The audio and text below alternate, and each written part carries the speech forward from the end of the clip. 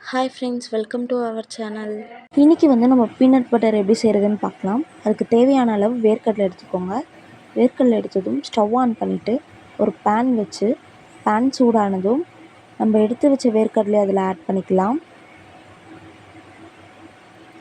வேர்க்கடலை ஆட் பண்ணதும் அதை நல்லா வறுத்து எடுத்துக்கோங்க.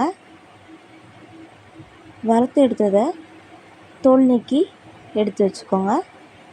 தோல் நீக்கி எடுத்ததை மிக்ஸி ஜாரில் ஆட் பண்ணிக்கலாம்.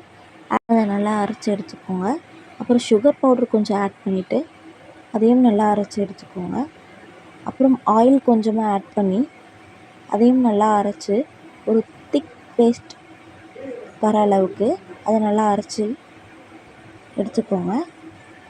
அதை அரைச்சதும் சின்ன கண்டெய்னரில் ஸ்டோர் பண்ணி எடுத்துக்கலாம். இது நம்ம ப்ரெட்லலாம் ஸ்ப்ரெட் பண்ணி சாப்பிட்டுக்கலாம். Homemade peanut butter. இந்த ரெசிபி எப்படி இருந்துச்சுன்னு கமெண்டில் சொல்லுங்கள்.